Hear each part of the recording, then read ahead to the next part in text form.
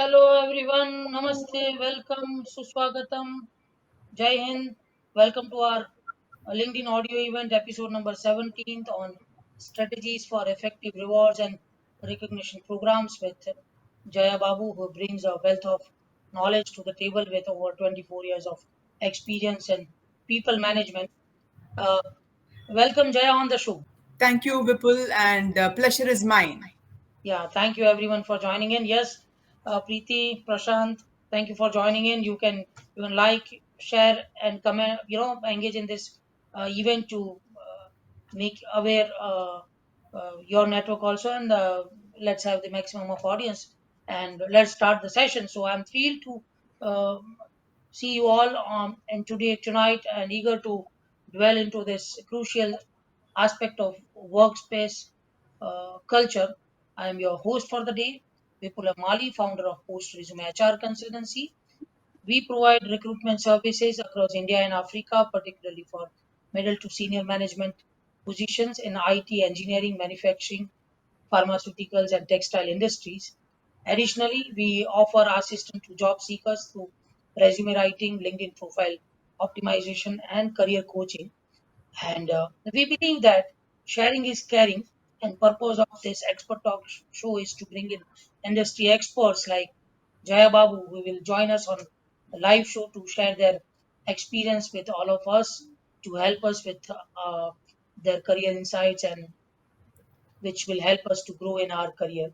So do follow us, do check Jaya's profile, and you can follow her, you can DM her, you can see her regular updates, and she's coming up with really good updates on LinkedIn. You can also follow her Insta profile, Pedal with Jaya, Insta on and FB, and she's coming up with amazing, interesting content. So Jaya Babu is MBA by qualification, IT by profession, and HR CSR by passion. That's amazing. And she has spent 24 years in IT around program, people, quality, services, operations, CSR, and management. And she has constant thirst for creating impact in everything she does, be it people or product or services. And she has defined the purpose of her life as to create a world with good and strong people through building right attitude, right habits, and right skills. She is a inspirational public speaker and provides CSR sessions of life skills, soft skills, interview conducting, and interview facing skills, and sexuality education, abuse, sexual harassment, which is known as POS Act, in schools, colleges, and organizations. She provides the session in English and Tamil, and she is an advocate for wisdom, emotional intelligence, and throughout her HR practices. She is a PHRI professional in Human Resource International and certified PHRI certified person, which stands for Professional in Human Resource International, and she also hold POSH, which is Prevention of Sexual Harassment certificate, and also having certifications in mental health first aid. She also holds three recognitions from LinkedIn, such as Top Voice HR, Top Voice Conflict Management, and Top Voice Emotional Intelligence for a unique, original, consistent contributions in these areas. That's amazing, Jaya. Congratulations for this. And her professional motto is to dream more, learn more, do more, impact more, and inspire more. But it's not just about listening passively. This event is your. So that was a brief about what Jaya does, and this event is not about only listening, but this event is uh, your opportunity to engage, ask questions. You can raise your hand. We will, halfway we'll announce, and then you can raise your hand. You can participate. So don't hesitate to us, and you can join us, and you can ask your questions. You can share your feedback. You can add your remarks. You can add your insights. It will make this session more encouraging, and which will spark the discussions and gain further clarity on this topic that resonates with every one of us. So, without further delay, let's give a warm welcome to our esteemed speaker, Jaya Babu, and let's let the conversation begin. So, over to you, Jaya. Please throw some light on today's topic, and then we start with the Q&A. So, over to you. Thank you, Vipul. Just confirm to me if you're able to hear me fine. Yes, absolutely perfect. Audience, you can also confirm that you can listen us by showing a thumbs up. Yes, Prashant, thank you. Pavitra, Nikita, hope you can. Mangal, please show us thumbs up and let us know if you can hear us properly. Yes, Nikita, thank you. Pavitra, Mangal, thank you. Yes, Jaya, go on, please. Yes, Wonderful. Mangal. Sorry. Yes, Mangal, we will allow you to speak. Yeah. Just give us some time to start the session, then we will open this session for the audience. Yeah, please, Jaya. Go on. Wonderful. Thank you. Thank you once again for this opportunity, Vipul. I really appreciate your thought process behind bringing people to share their perspective, because usually theory is something and practice is something else, unless it is practiced by efficient practitioners. These two seem to be different. So it's very nice to have people with experience coming and sharing their thoughts, because that will help the blooming HRs and even others to get some perspective. And people on this call definitely would have their own views and perspective and experience. So happy to hear from them and go back from this session more enriched than what I came in. Thank you once again, Vipul, for the opportunity, and thank you all for listening in. I hope this is going to be a value adding session for you. My Uh, pleasure. I'm sorry, Vipul. Yeah, my pleasure. My pleasure. Please. Yeah. Thank you. Thank you. This topic is close to my heart topic, because rewards and recognition. Who doesn't want rewards and recognition? I don't know how many of you know this. Um, Appreciation, recognition, these two are innate expectation of any human being. Janitor to CEO, they all like it. They may not say it, they like it, but they have it as inherent expectation. If you give them, they'll be happy, right? That is how significant rewards and recognition are in any place, not just IT, not just banking, finance, insurance or agriculture, retail or media, but any place where people work. Forget about corporate life, even at home. If your mom is doing something, say she has done a nice job. If your spouse has done something, say they have done a great job, right? So appreciation has to be for anybody, everybody, when they do a deserving job. With that said, I want to share a quote that I like very much related to rewards and recognition, which is, when the sheep are rewarded and sheep dogs are punished, don't be surprised when there is nothing to face the wolves. I repeat, when the sheep are rewarded and sheep dogs are punished, don't be surprised when there is nothing to face the wolves. To explain that in simple English, it means what will truly hurt people is not the fact that they are not recognized, but the fact that others who truly don't deserve but getting recognized. I'm not talking about the jealous part here. Sometimes people don't like somebody else growing up. Sometimes people don't like somebody else getting recognized. That's a negative emotion. That's jealous. That's different. I'm not talking about that. I'm talking about leaving somebody genuinely excluded, but giving it to somebody for different reasons. That's something people can't really stand. And this quote, I think now you can relate to. When sheep are rewarded and sheepdogs are punished, don't be surprised when there is nothing to face the wolves. With this, you can understand the significance of having right and appropriate, timely rewards and recognitions in the system. And it doesn't have to be just in the strategy, it has to be in the practice, because many people have beautiful strategies. If you look at implementation, there'll be some failures. So it is very important we have a great strategy and great implementation. I also would like to say that every organization has to create a culture of recognition where employees feel valued, motivated, engaged. Yeah, there are some employees who don't really need motivation. Don't get me wrong. Definitely, there is some population who will still do what they have to do, who will still deliver more than what is expected, even without recognition, even without rewards. But that population is very less, maybe 10 to 15 or 20%. But the remaining population is what we're talking about, where we need motivation, where we need recognition. So that is how significant having the right, timely, appropriate rewards and recognition strategy and practice in place. Over to you, Vipul. Wow, that's amazing to begin with. You've given a very excellent quote, and you set the stage. So yes, audience, please clap for Jaya if you like the quote and if you like the beginning. And let's start with the very first question. Thank you, everyone.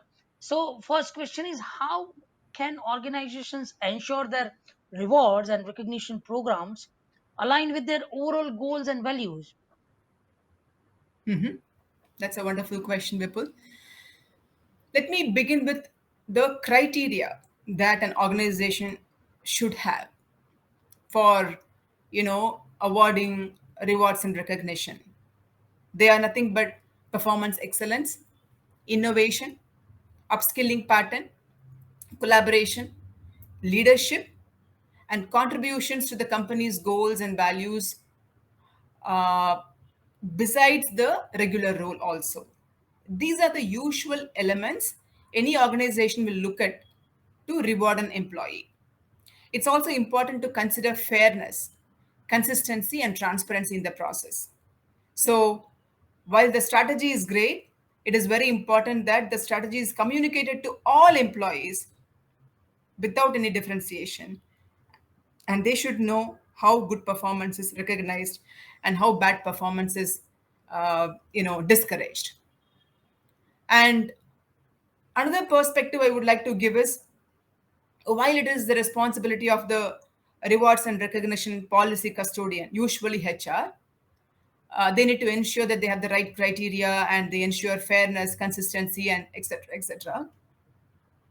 Two things I want to say. One is, employees should never feel entitled for R&R all the time, and that means the organization should itself provide timely R&R.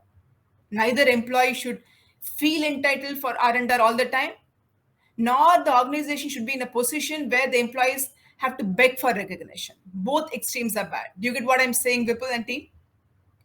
Right? Yes, yes, yes, you are absolutely Both right. extremes are bad. I mean, I have seen companies where people have to go and tell, hey, I'm this, I'm that, I've done this. No, I mean, you have to spell out your accomplishments, period.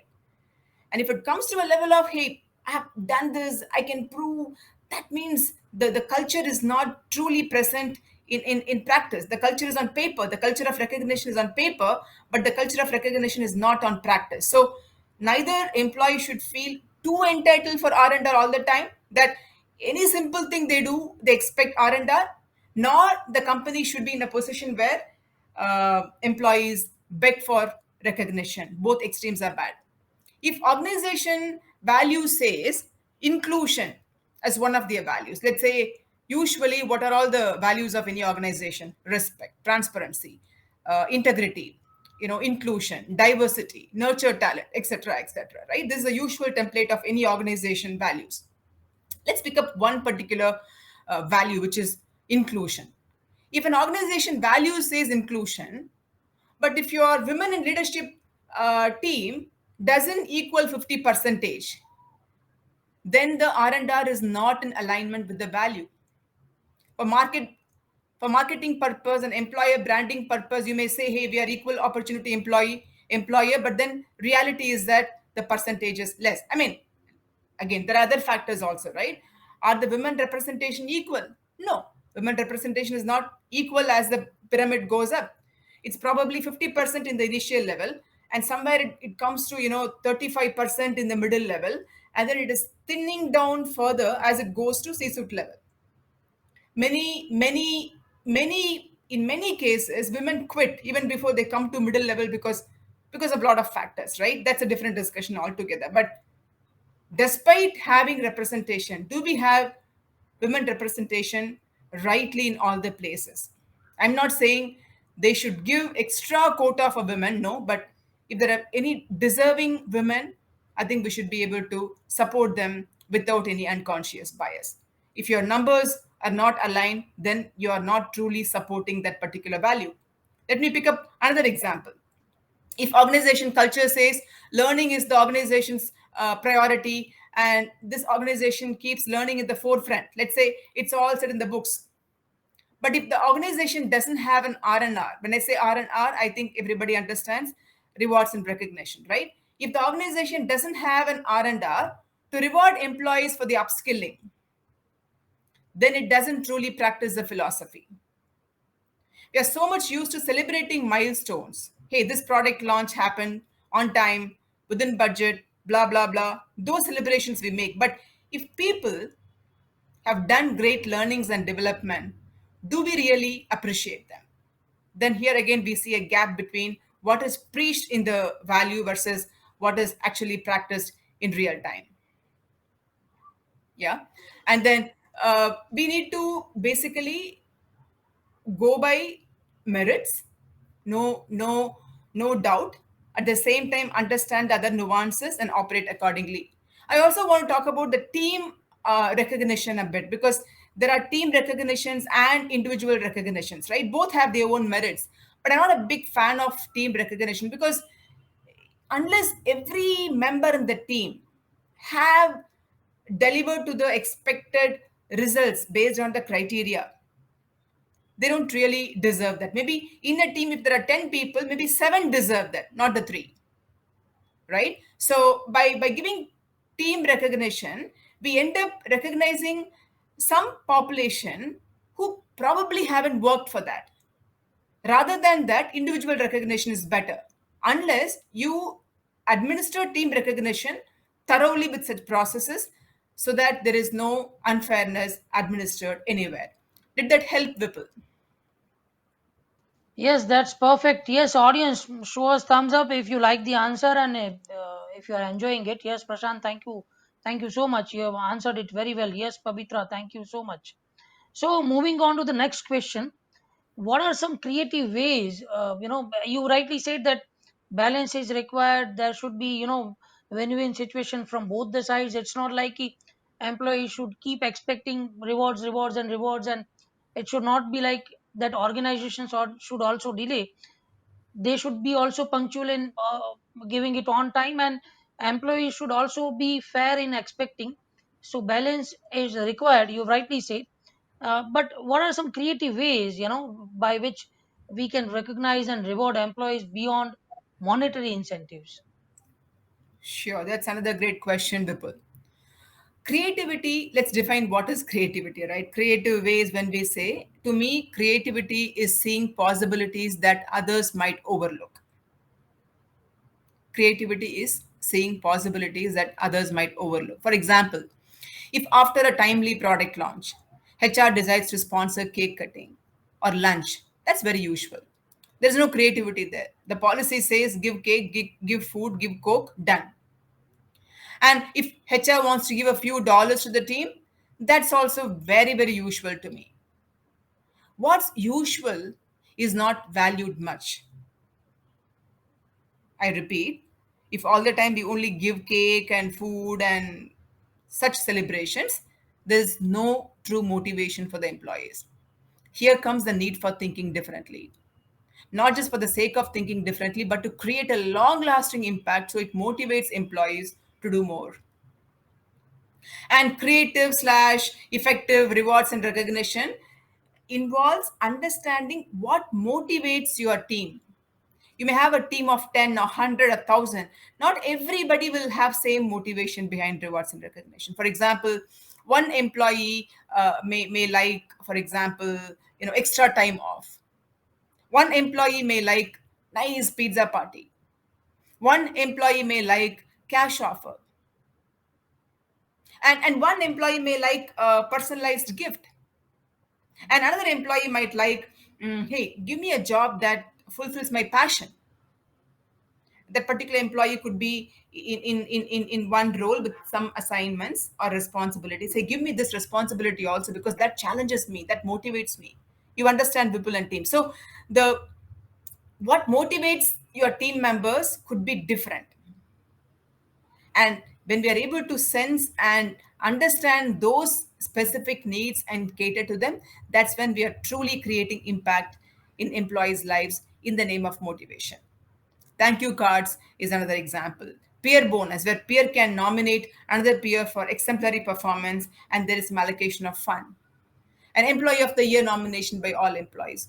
They're all definitely creative ways how recognition can happen. And there is upward I'm sorry, there is upwork, which is a new concept today. When there is an open position, and when they don't find, when an open position is raised within the organization, and when they don't find particular skill sets in the company, they go for external hiring.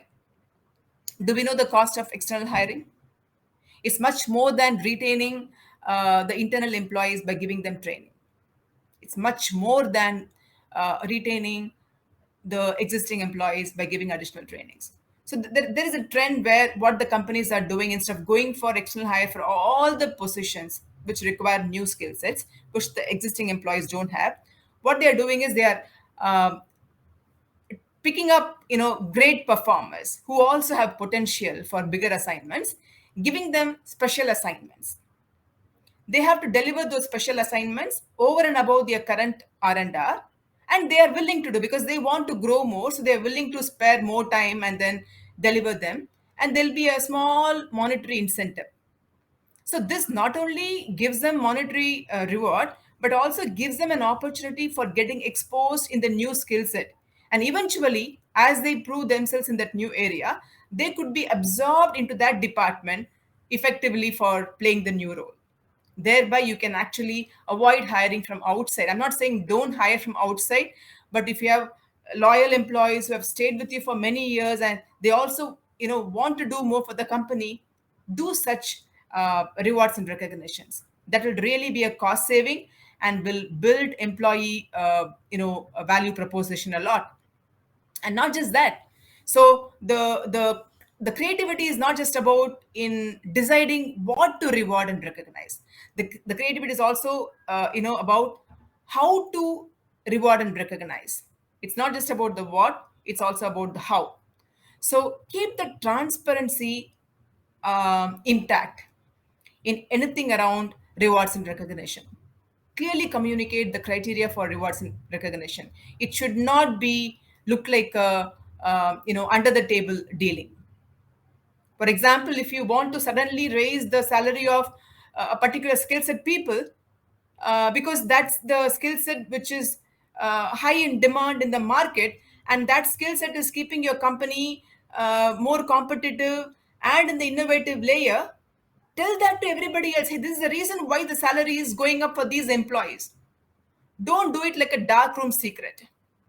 That will definitely offend the other people, and the other people will never come to know what they have to do to get to that level, right? So transparency is very important. In fact, I'm an advocate of salary transparency.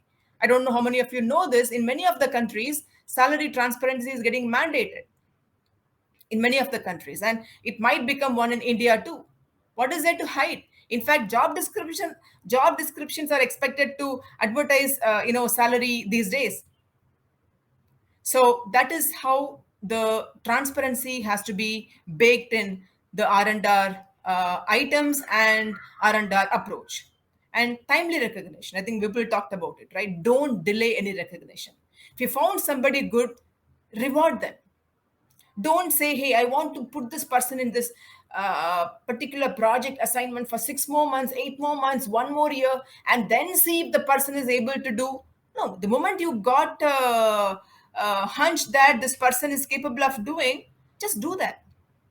Many a times, your early awarding and rewarding could motivate them more to do better execution of work. That's the philosophy I follow in all my, employees.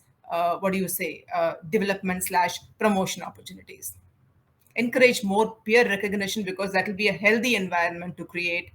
And celebrate not just a professional milestone, celebrate the personal milestone. Somebody got a baby, somebody finished a personal course, and somebody's kid got the first in the school or college.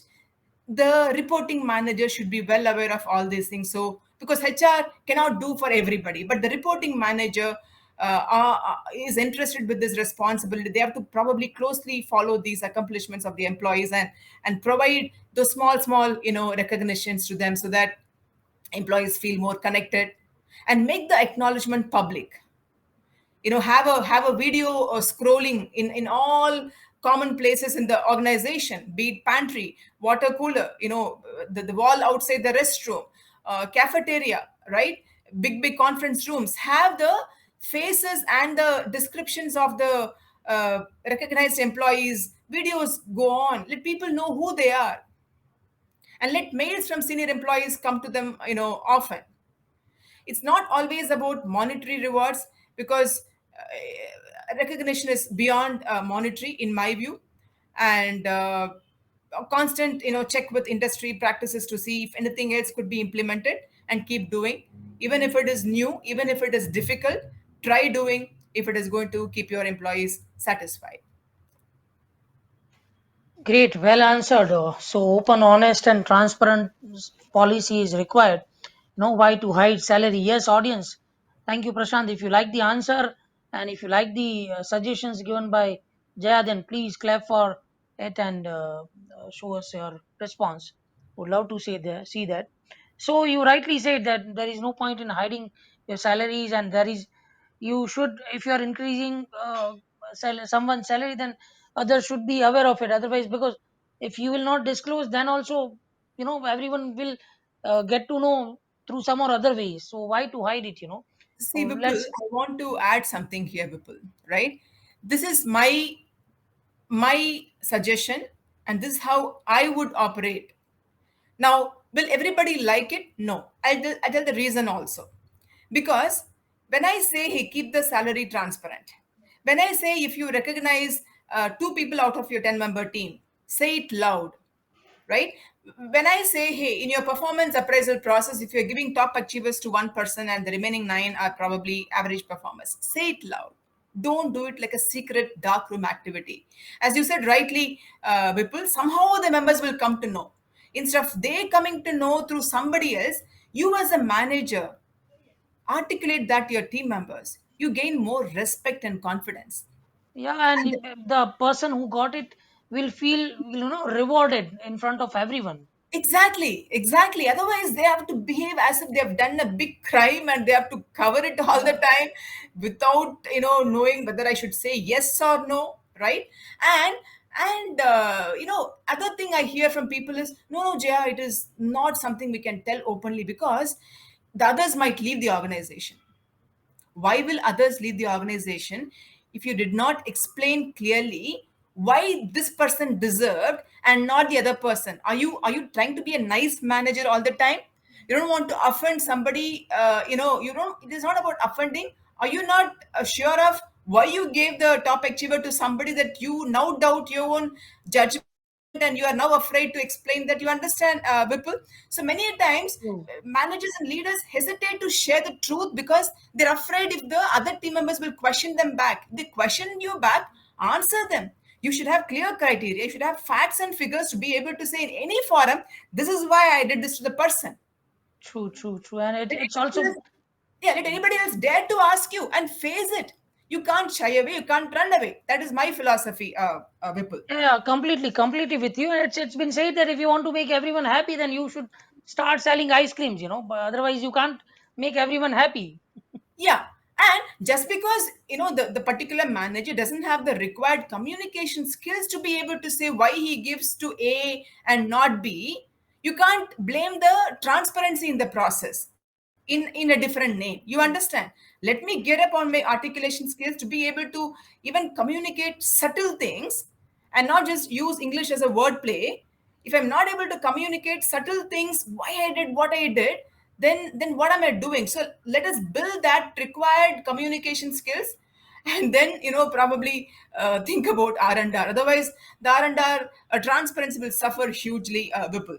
True, true, true. Very well said. So it's been said that feedback is the breakfast of champions. So in your experience, what role does consistent feedback play in a successful rewards and recognition strategy? Significant role, Vipul. Very, very significant role. When genuine feedback are given and when employees take them and work on them sincerely, it will not only increase their productivity, but also overall organization growth and reputation. Trust me on this. When we say feedback, we're talking about constructive feedback, which can make people and not break people. Again, giving feedback requires a separate skill. That's an art. It's an art. You should know if you want to give a sandwich type feedback where you start with the nice things and stuff the crux and then end with the nice thing. It's an art. Not everybody can give nice feedback for your information. You should be able to persuade people when you give feedback. So there are two things involved when it comes to giving feedback. One is, of course, our communication skills, and not just communication skills, the specifics of what the person has done. If I have not followed my team member quietly well, and on the fly I say something, nobody will accept that unless I show to my team member, hey, I observe you, I follow you, I'm with you, I support you. Then whatever I say, they will accept it. If I just meet them once in a blue moon, if I just vaguely observe them, and comes to check in, if I just give them, one dozen feedback, they will not like it. Number one. Number two, um, many a times employees get doubt if they can trust the feedback from the manager or leader. I think we all have gone through that, right? Many a times when somebody comes and gives feedback to us, we don't trust them because we don't know who they are. And even though we know not to the level that we would like to know them, so this happens where traditionally the feedback has always been top down, where we are so much used to only hearing feedback. If any leader has approached us asking for feedback about them, if we had given them feedback about their work, their approach, and when they come and give us feedback, we'll be more receptive in nature. Am I making myself clear, Vipul? Right? Let's say, Vipul, I report to you and you come and give me feedback often. Hey Jaya, this is not right, that is not right. Yeah, I may still be receptive, as opposed to you also often coming and asking me, hey Jaya, how am I doing as a leader? Did I do too much of micromanagement last week? Could I have empowered you a bit more? How was the tone in my team meeting? If you start asking all these questions, then I will know, hey, Vipul is asking me all these questions. That means he trusts me. He trusts my judgment. And then when I give feedback about him, he's taking them all positively. So that when he also comes and gives me feedback, I should have the same openness to accept. That bonding and trust builds when the feedback is two way. If it is only single way, employees will not like the feedback a lot. And the other thing is, don't just give the feedback and walk away. Give the feedback, give the suggested steps, and follow up often. Feedback doesn't end by just you giving feedback and getting away with it. No, the job doesn't end there. So in summary, feedback is crucial if they are intended to make the person, not break the person. Feedback giving is an art. People should learn that because many a times feedback have messed up a lot of employees because people didn't know how to administer feedback. And number three, if you want to give feedback, start to learn to get feedback from people.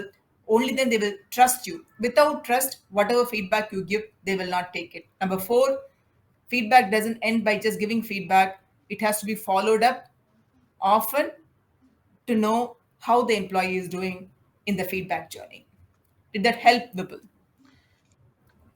Yes, that's absolutely perfect. You rightly said, giving feedback is an art, but in Sanskrit there is one saying, Satyam bruyat, priyam bruyat, so you should speak the truth, but you should speak it with an art, you should, like the way you said, you want to convey it in a sandwich manner, or you want to polish it, or you want to speak it with some manipulation. That's up to you how you are conveying it. You should see how the person is, what the person is in current state, and then you should convey that. But yeah, that's absolutely an art. Audience, show us your thumbs up if you really like the answer, and if you really want to move on. Yeah. Yes, Prashant, thank you. Preeti, yes, thank you everyone. Yeah, And I would like to add one more line before we move on. So, yeah, very please, please. simple philosophy that we all can follow, whether we are individual contributors or managers or leaders or CEOs, doesn't matter. We're all in the call, right? Whenever you give feedback to somebody, doesn't matter it is a feedback to your friend or spouse or employer, employee, colleague, team member, give the feedback in a way uh, that that's how you would receive the feedback as well. How you want to receive the feedback from somebody, the same way you give feedback to others. Then what happens is we'll become more thoughtful in our body language, words, intentions, etc. Yeah, Indeed, go ahead. indeed, indeed, very true. It's like a boomerang effect, Yeah. what goes around comes around. So that's how it will work. Very well said. Yeah, so perfect. So moving on to the next question, and after this question, after this answer, we will open up the session for the audience. So you can, audience, be ready to ask your questions. After this, we will have you on the stage as well. So the question is, how can small businesses, this is the time of startups and SMEs. Government is also promoting SMEs and startups with a lot of encouragements and a lot of Correct. policies and procedure, benefits. So how can small businesses implement effective rewards and recognition program on limited budget? Because to startups and small business, budget will be a criteria always. So how they can do it? That's a good question, Vipul. In my view, whether it is a small business, medium business, big business, employees all have same mindset, right? Nobody is coming to the organization for charity. Everybody comes there to serve a purpose and get compensated back, right? So every employee will look for a meaningful gesture whenever there is recognition done. Any unmeaningful gesture, in fact, I am not a big fan of drama, right? So any unmeaningful gesture I don't welcome a lot. Any meaningful gesture I like it. So in summary, budget is just setting a limit for our spending, but the thought process can be the same across the board. For example, personalized recognition, create a culture of appreciation publicly, educate and coach employees to compliment each other openly, no fake compliments, no fake appreciation, right? Because fake appreciation takes nobody anywhere. So you have to teach employees to be generous in their appreciation. Hey, when somebody has done a good job, yeah, they are paid for it. You can say, why should I recognize when they have already been paid for it? Yeah. How many employees, though they are paid, do a good job? Tell me. Many people flop. Many people, make it a disaster. So there are some employees do a great job and they create a huge impact. Call them out. That is the greatest motivation. In fact, more than monetary rewards, I think the personalized recognition, such as thank you card and publicly announcing them, and then I said, videos in common walls of company. They're all simple ways how employees can feel motivated. And the second thing is social media. Today, if you find your team member doing a great job, come and make a post about the team member. Tag the person's name and say this person did a fantastic job. If you have an organization value that the employee has demonstrated, say that this particular employee demonstrated this particular value and that I felt compelled to recognize. Say that. So seeing that, other employees feel, oh, if we demonstrate this, then we will feel recognized. Let's also start following that. So you're setting a template. And when you do it in a social media platform, it actually has a deeper and wider reach. And then flexible working arrangements. For example, if you find somebody doing a great job demonstrating all types of work ethics, give them flexible work arrangements. Ask them to take a few hours off without even they having to take leave. They don't have to come and tell you, hey, I want half a day leave, 1 day leave. As a great manager, great leader, hey, I've seen you working overly. Take time for yourself, right? And then the other thing could be professional development opportunities. For example, Vipul, when I do a great job, if somebody comes and tells me, Jay, you want more money or you want a challenging assignment, I'm a person to pick up the second one. For example, I think I've spoken to you, right? I love giving leadership skills trainings in my company. I do it outside too. So let me talk about my company for now. So if they were to offer me some monetary package versus, hey Jaya, would you want to provide these trainings next week, I'll be happy to grab those opportunities and deliver those trainings, because talking to people is my cup of tea. So that excites me a lot, right? And then I think we have other things which are very, very usual: thank you notes and social recognition. So these are something that we can do without spending a penny, Vipul. And that's my thought, because not always everybody looks for cash offers and huge gifts, in my view. Because if you look at the top reason why employee turnover happens, if you look at EY or Deloitte or any any companies which produce statistics on these kind of trends, the top reason why employees leave an organization is lack of career advancement opportunities. Compensation, benefits, recognition is actually sixth or seventh. So I would say when the R&R embeds the career advancement opportunities more likely the employees will not leave. Indeed, Did that indeed. help you, people? Indeed, indeed, perfect. You rightly said, so you rightly said, you should make it public in the social media, because that will work for you. It's like making your employees, your team, your brand ambassador. It will work for you. That will be the best marketing any organization can have. Apart from uh, establishing trust and relations in the organization. So you In rightly fact, said. people, not just for you, let's say you're from a particular company A. When you recognize your team member in social media platform, it's not only beneficial for you and your company and the employee. Others who are probably passive talent around you who want to join your company will see this particular culture. Hey, this man is appreciating this resource.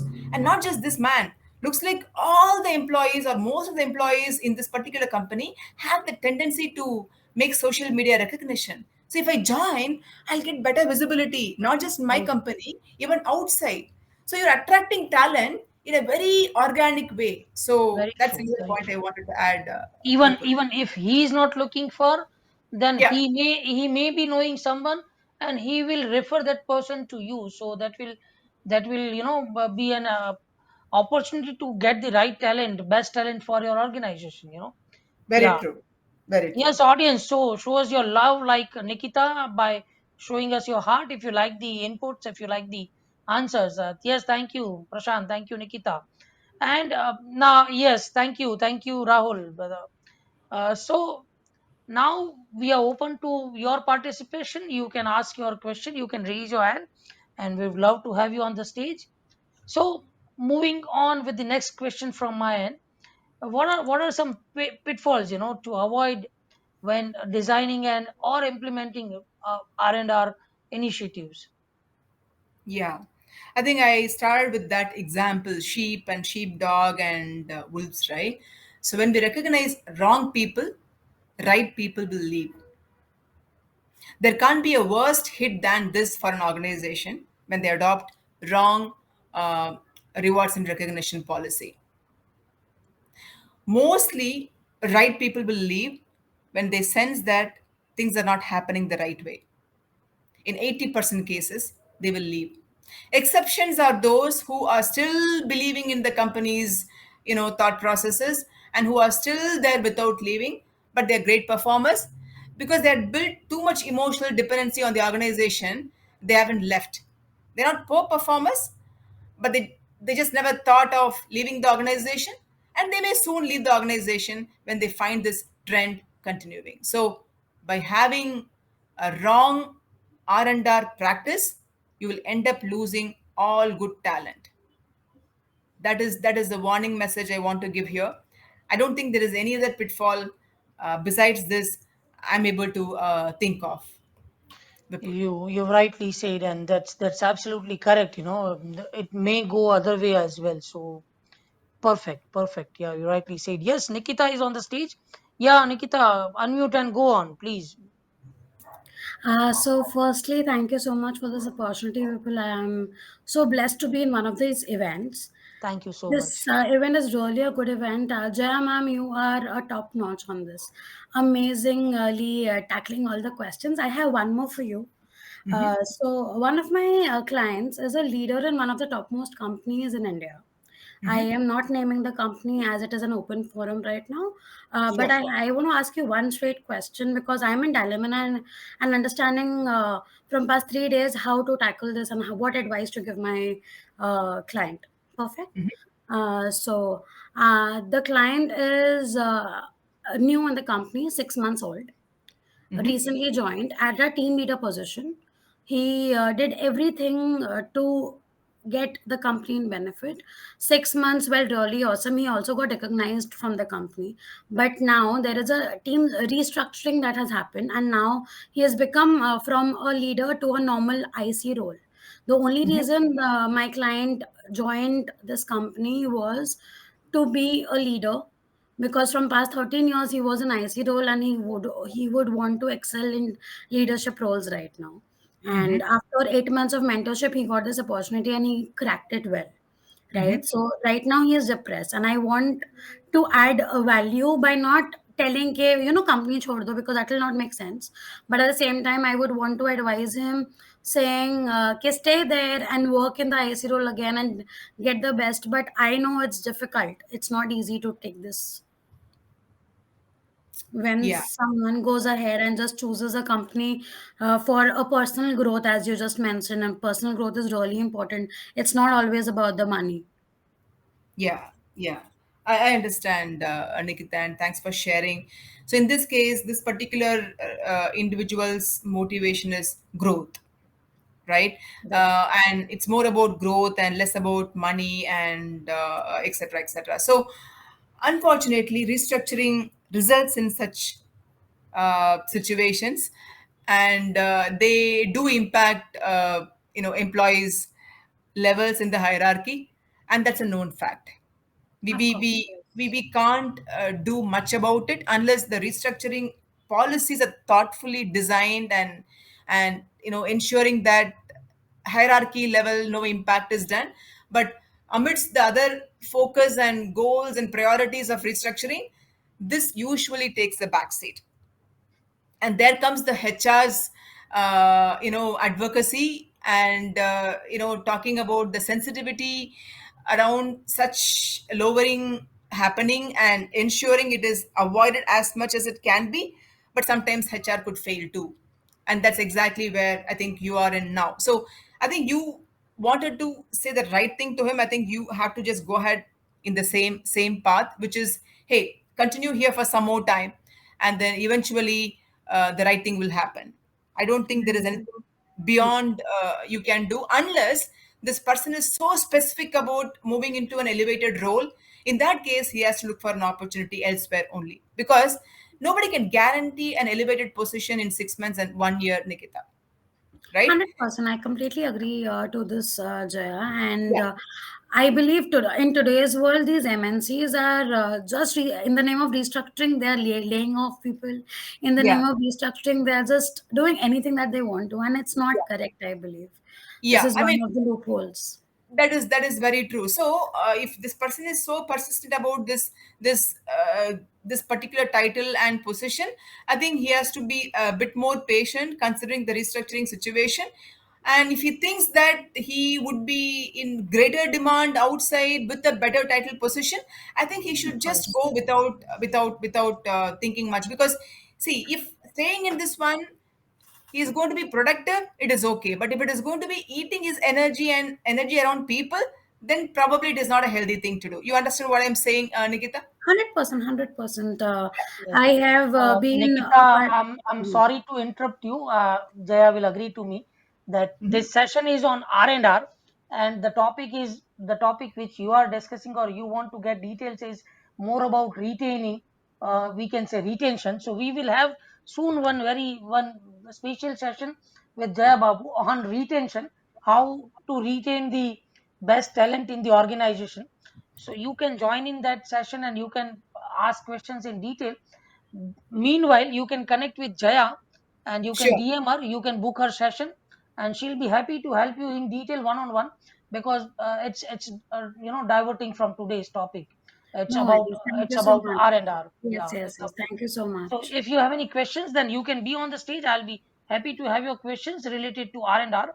So yeah, moving on to the next question, Jaya. Yeah, Vipul. So Nikita can approach me later also. Yes, I'm yes. available in LinkedIn. So Anyone, yeah, anyone yeah. on the platform, you can definitely connect with Jaya and you can ask, or you can DM, or you can book a session for the any topic related to people management, HR. You can say she'll be happy to help you, and that's why she is here in this open forum to share her ideas. And we will have very soon one session on retention. So Nikita, see you there, and we will be happy to have you in that session. So yeah, the next question is like, how Thank do you you so much. measure the impact and effectiveness of R&R program, Jaya? How do you measure the impact and effectiveness of rewards and recognition program? As I said in the beginning, top reason for employees leaving organization is lack of career advancement opportunities. And giving the right career advancement opportunities is part of R&R, right? It is not two different things. So when right recognition done, people won't leave. That's taken.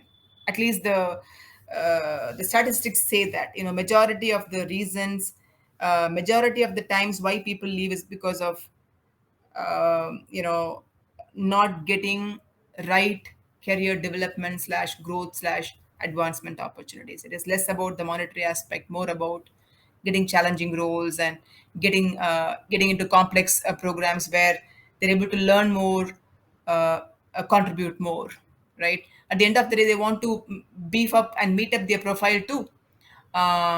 So they also want to get into roles which allow them to create impact in the work. They want roles which give them meaning. They want to get into roles where they feel proud of the work. So so those things actually will ensure that we have done the right R&R in the system. Yes, very, very well answered. Yes, audience, clap for Jaya if you really like the answer and if you are really enjoying the session. Yeah, thank you, everyone. Thank you. So moving on to the next question, what strategies can organizations use to ensure inclusivity and diversity in their R&R efforts? Sure. So before I talk about R&R, that includes, binary, non-binary genders. I want to talk about the representation aspect. I think I hinted on this in the beginning of the conversation. Many companies, women employees join as several thousands in the entry level. Okay, and then somewhere in the middle they become few hundreds, and somewhere in the top they become ones and tens. Now, what to blame here? If not many representation in the middle level, how can women be considered for top role? Why women disappear somewhere? Because they are truly, truly getting scared of, the complexities they see around them. And also, many think that just merits will help. There are no other nuances and dynamics involved in growth. No, so there is much more than merits. I mean, merits, if you ask me, is just a 50% Vipul and team. Don't think I'm discounting merits completely, but merits, in my view, is 50%. The remaining 50%, I would say, has got two components. One, how strong is your leader, the one that you report to?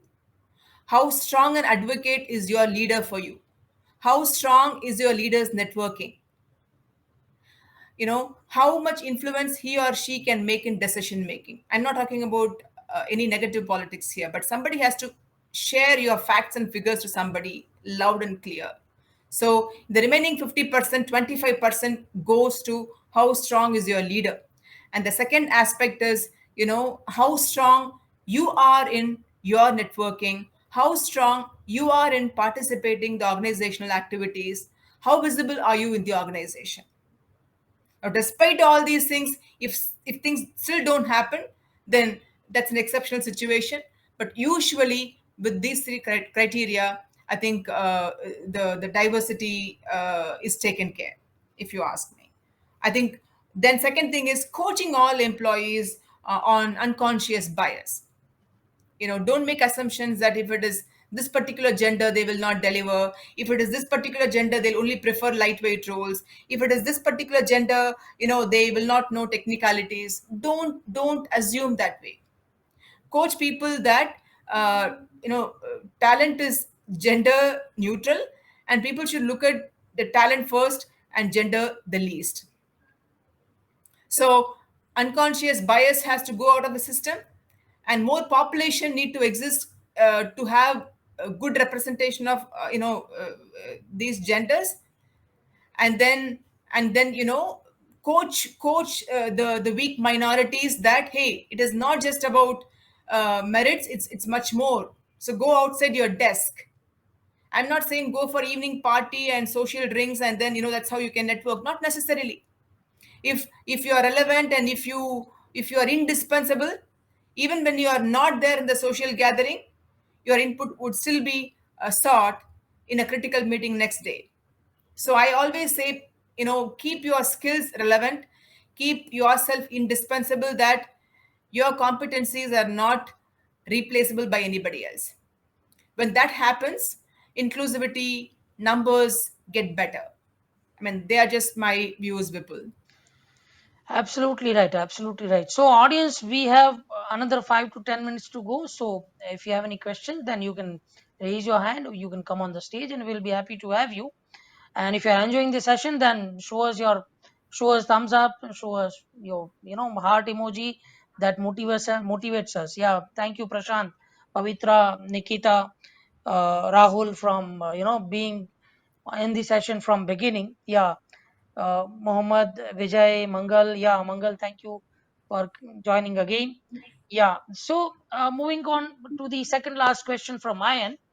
How do you address skepticism and or resistance from employees towards the R&R program?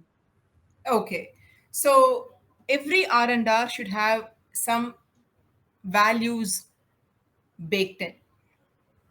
And the values could differ between R&R, that's okay, but every and any R&R should have a set of values that the R&R complies with, number 1. And engage representatives from the employees groups who can be part of your R&R design efforts. Don't make it always the case of hey, as a HR I've designed this particular R&R technique, I want to cascade from tomorrow this particular design will be implemented. Nobody will like it. People want to be part of your design because they bring their field expertise to the table. As HR, you may only know sometimes theory, but the reporting managers, functional managers bring in a lot of thought processes. Most of it learned through their resources, many of it learned from the industry practices. So give them ears and hear from them how they would like to design this one. So involve them, and then design the particular R&R, what do you say, the strategy, whatnot, and then make the strategy clear and transparent to everybody.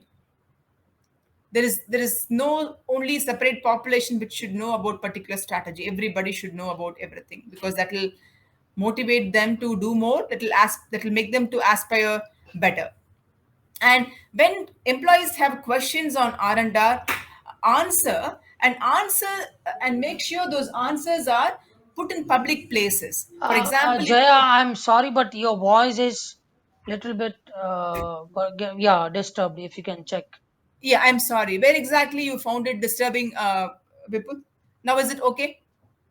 No, still not okay. Yeah, It's still not okay. Just give me one yeah, second, Vipul. yeah. That's perfect now. It's Go on. perfect. Yeah, Okay. yeah. So wherever you find your employees having questions on R&R, whenever the HR attempts to answer, keep those answers in the public place. I mean, publicly available place within the company. So anybody can go the typical frequently asked questions around R&R, and they can get the answers without they having to repeat that again with anybody, right? And so that is basically how I would say you handle the skepticism and resistance from employees. Will all employees like all the R&R strategies? No.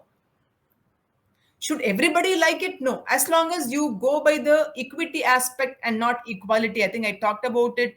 I'm not sure in which interview, which YouTube session, but I will just take a minute to explain this, Vipul. So let's say there are four children wanting to watch a match over the compound wall, and four children are four different heights. One is the tallest, one is medium tall, one is short, and one is very short. Now, as a parent or as a neighbor, what you should be doing is give the children based on their height what they want. Don't give all of them, equally sized stools, right? The tall boy doesn't require a stool. Probably he would require something else. The shortest boy would require the tallest stool. And maybe there is one boy who is probably physically challenged. He would require a stick with a better support. Don't give a stool. He'll fall down with a stick, right? So you need to give equity. Equity is basically the needs are different for people, cater to the specific needs. Don't try to apply umbrella policies anymore. The HR trend, the top trending HR trend is that we're talking about personalized HR, where every employee should feel they are heard, they are valued, their grievances are handled. And if you go and tell that employee when he or she brings an issue, hey, this is how we have been doing for everybody, we can't change it for you. What if others come and ask, what do we do? That is your problem to handle. That is not employees' problem. At the same time, I understand employees should not try to exploit the policies and demand too much, but anything within reasonable limits, employees should ask, and that requires judgment, wisdom, emotional intelligence, right? I think I was talking to somebody. They asked me, hey, Jaya, what should HR do to make an employee's journey exciting? I said, excitement is the wrong word. Excitement is pleasure oriented. They should focus on fulfillment. Fulfillment is happiness oriented. Excitement is emotional. Fulfillment is rational, right? Excitement will change. Now I will want this. Tomorrow I'll want something else. Fulfillment is constant. So, I'm talking about understanding reasonable needs of employees and catering to them is the best R&D strategy an organization can have. It is now prevalent in many of the forward-looking organizations in the name of personalized and employee-friendly HR policies, and soon other organizations will also have to adopt them. Vipul, if that helps. Well, well said, well said. That's perfect. So, audience, clap for the answer. If you really liked it, then do clap for the answers. Yeah. So that's great. You've given the right example. Equality is not giving same thing to everyone. Equality is giving what that person needs. What is the requirement of that person. And you also see it very right that you should publish the policies and R&R benefits to the organizations in a organization's handbook or on the websites, or you can make it public on by making a video on YouTube about R&R. Anyways, whichever is comfortable for you, but it should be public and it should be uh, viewable to everyone. So that's really good. So And people, not just within the company, such recognition stories can be shared in social media platform, which will true. attract, all the active and passive talent. Hey, this company is trying out different R&R approaches. Maybe I'm a good fit Yeah, for this true. place, right? Yeah, True, yeah, that will work as a marketing strategies as well, and that will also create a good healthy environment in the market, because other companies will also get to know that this company is doing that, so they may get inspired and they may do that in their organization. So that will create a healthy environment overall. So that's also the other way if you see it. absolutely, Yeah. absolutely, yeah. So yeah, that's great. So moving on to the one of the last question of the day from my end. So the question is, today, especially after this pandemic, remote work from home is something need of an hour or commonly expected. environment nowadays. So with the rise of remote work, how can organizations adapt their R&R strategies to engage and motivate the virtual teams effectively? Um, See, great performance doesn't really change between places, Vipul, in my view, right? If an employee has got strong work ethics and required amount of knowledge and clear goals, objectives, he or she will perform the same way, whether in office, on the road, at home, hospital, right? And that requires highest amount of integrity, and that is possible only with employees who are highly emotionally intelligent. So in fact, in my view, if we should give fully remote to people,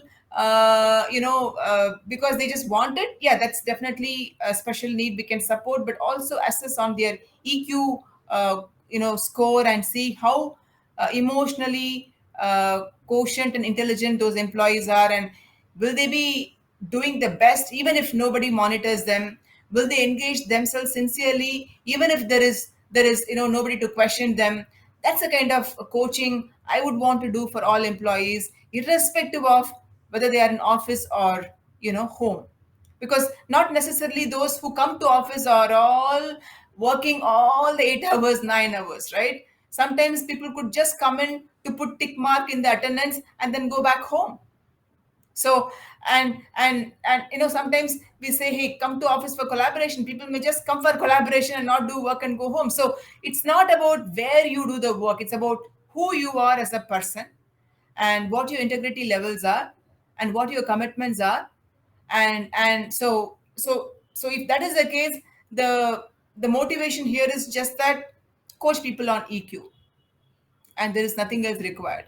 When we coach people on EQ, they will remain motivated even without external motivation. Their self motivation, internal motivation will drive them to deliver better performance.